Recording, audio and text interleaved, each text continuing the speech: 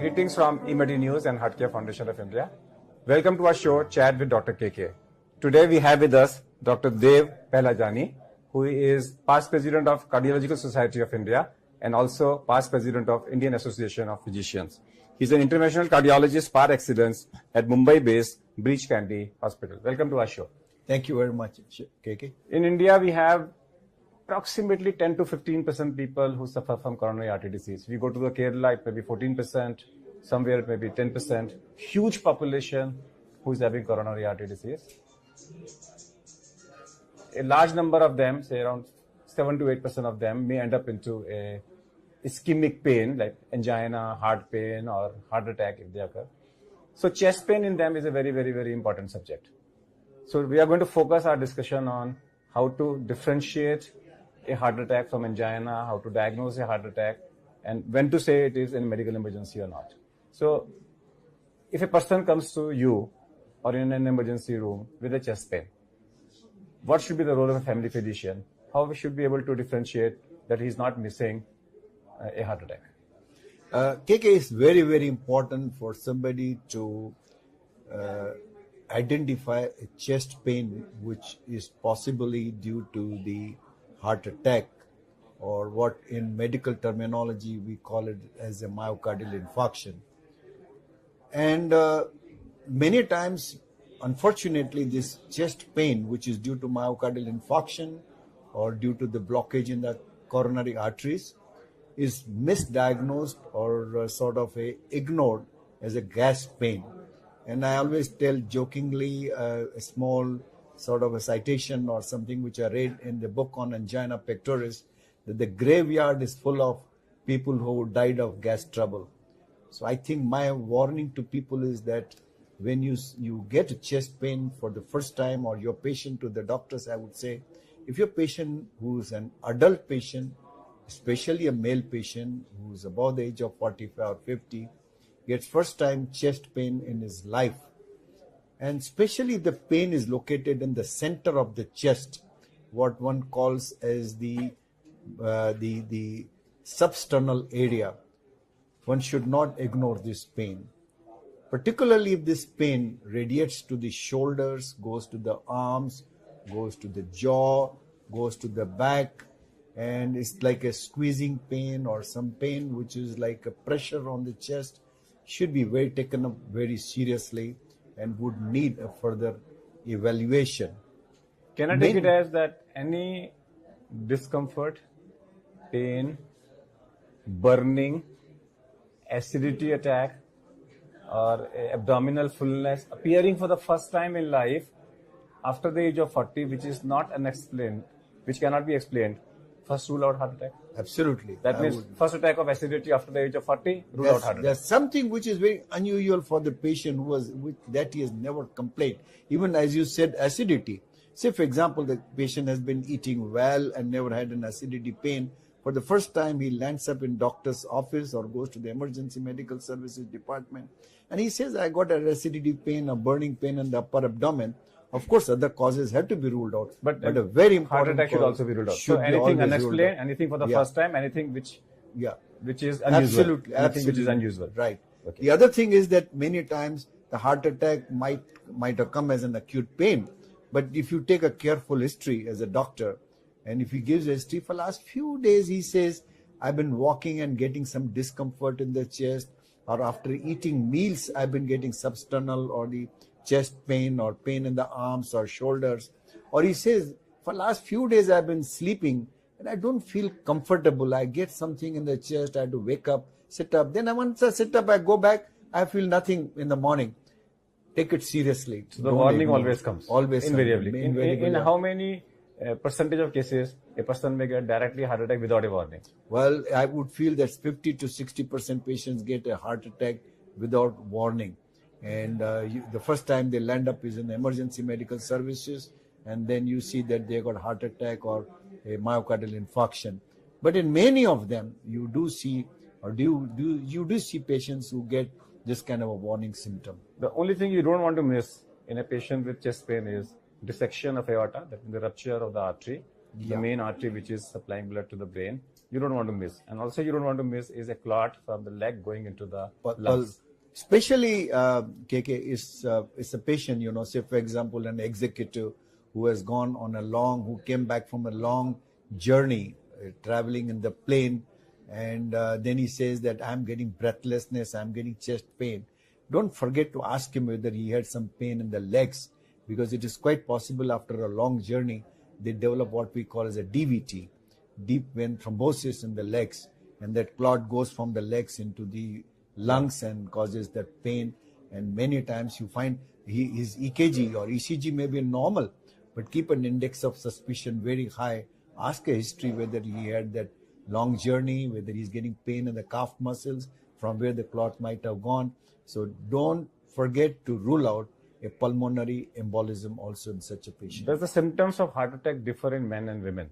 We say that women it is more atypical, and in women because we say it because the mortality and morbidity are higher.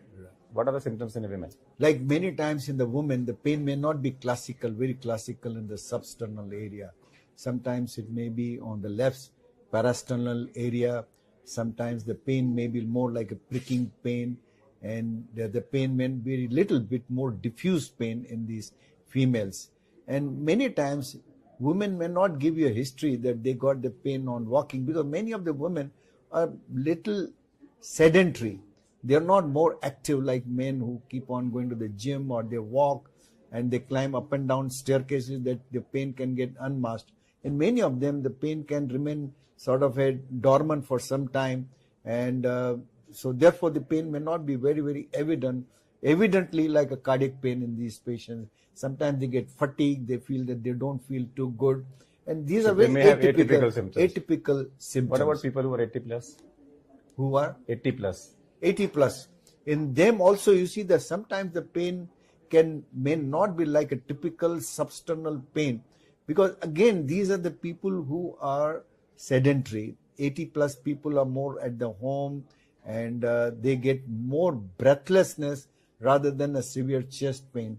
The reason being, most of them have got a very diffuse disease, and because of the diffuse disease, when they get a heart attack, the left ventricle fails, so they get more breathless, they get rales in the lungs, and many times in these patients the symptoms are sort of attributed to some chest infection, because he's an old man, gets a chest infection. Some people feel, okay, he's got something like a bronchitis and he's got an allergy. So in such patients, even if they get breathlessness or cough, do not forget to rule out that this may be because of the left ventricular failure that they got because of the ischemic heart disease. What is the youngest patient you've seen with acute heart attack? Oh, the youngest patient that I've seen is about 16 years, young boy. Any reason, or it's a... Yeah, I think that patient, I remember he was in our Sion hospital where I was a professor of cardiology. He had a nephrotic syndrome. And as a result of nephrotic syndrome, nephrotic syndrome is a problem with the kidneys where they get a lot of proteinuria. And because of that, they get a very high cholesterol also. His cholesterol was in the range of about 350 or 400 milligrams. And he had an anterior wall myocardial infarction. So to pick up such cases, at what age the first cholesterol should be checked up? I would feel that the cholesterol checking, routinely speaking, I think one should check at least from 30 years of age. Because one thing one must remember, we always have been teaching people that the prevention must start from childhood. Because ultimately, atherosclerosis does not start very late in life. It starts from actually early childhood. So if you say that I'm going to pick up cholesterol right from childhood, it's probably sort of not a very wise thing, because then we will be subjecting so many people to cholesterol checking in the childhood. At the age of 30, you must 30, I would feel 30 should be the reasonable figure. Okay. Some executive checkups, people will say 40 years. But I feel 30 should be. If a person comes with chest pain and his ECG is classic and he has a classic pain, do I still need to have enzymes, because tests like TROP-I are a little bit costly? Well, I would feel that if you do a TROP-T, TROP-I, and TROP-I, as you know, is quantitative, TROP-T is qualitative, and CPK-MB is again gives us the extent of myocardial necrosis. I would feel that even if there are ST elevations, you find that the patient has got signs of myocardial infarction, I would like to do these tests. The reason is, I'm going to subsequently follow this patient. If I find that the serum enzymes are going up, I know that see the response of the you treatment. want to see the Come response. back to other than the topic. What are your hobbies? Oh, my hobbies? I am very fond of Hindi, old Hindi music. As a matter of fact, you'll be surprised. I can sing also. Doesn't look like. Yeah, I know. I'm very 2 minutes. Give me 2 lines. Give me 2 lines. You want me Yes, to on give the you? God, 2 lines. Absolutely. Okay, all right. Give you 2 lines. आपके हसीन रुख पे आज नया नूर है मेरा दिल मचल गया तो मेरा क्या कसूर है. So, do you feel that people who sing, they get less heart attacks? I think so. And people who listen and absorbed into it also get less heart Also attacks? get, because they are Because all, music is healing. yeah, they are all in the waves, Now, waves I of just eternity. I just want to add something in music, that whenever I get a physical pain, the sound which will come will be a vowel. Ah, E, U, A, ouch. Right, And vowel chanting produces interleukin 2. right. Whenever I weep, I produce a sound which is nasal consonant. Ma, na, ga, na, na. Yeah. Na, ga, These are weeping sounds. And weeping sounds produces delta activity in the brain.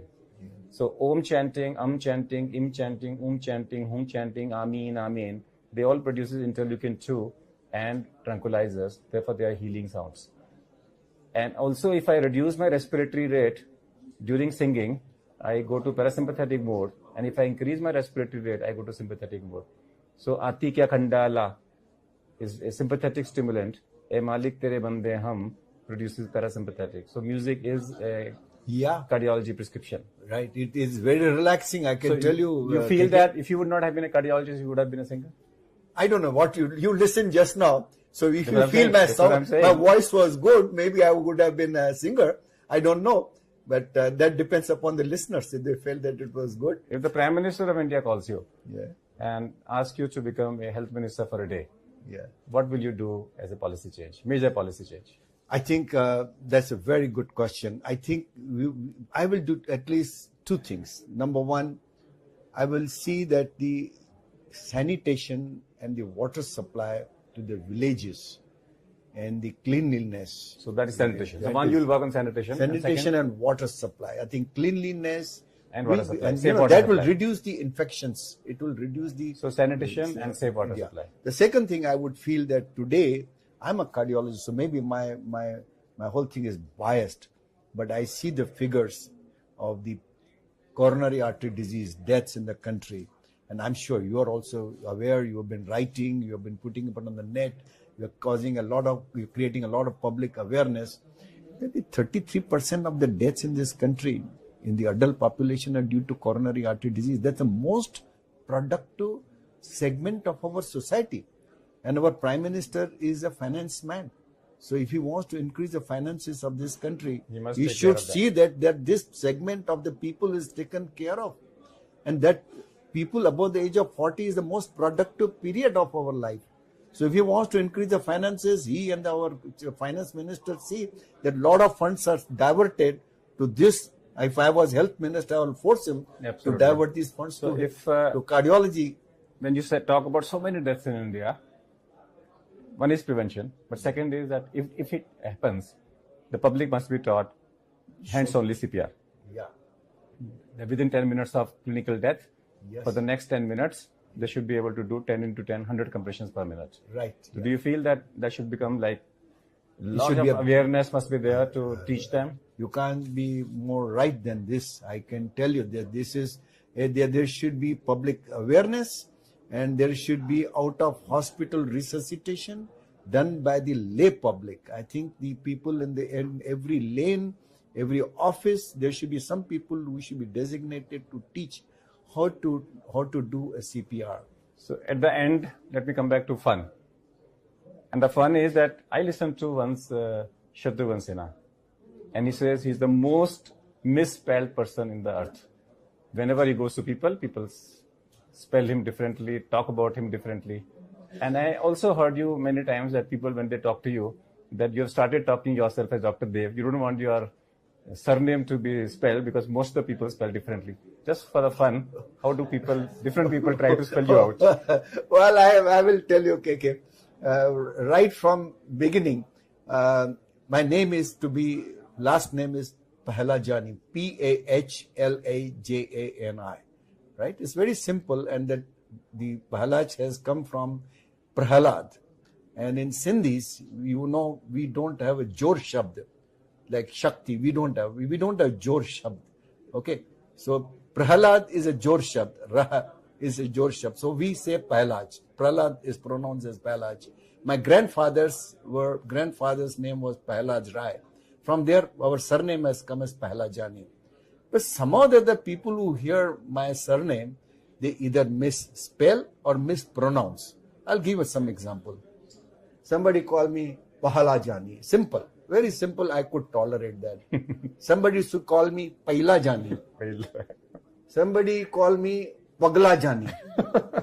And to top it off, somebody called me Palwanji. And spelling, nobody has spelled my name correctly, including the income tax people. And I'm very happy because then the demand goes to somebody else. But somehow they got my PAN number.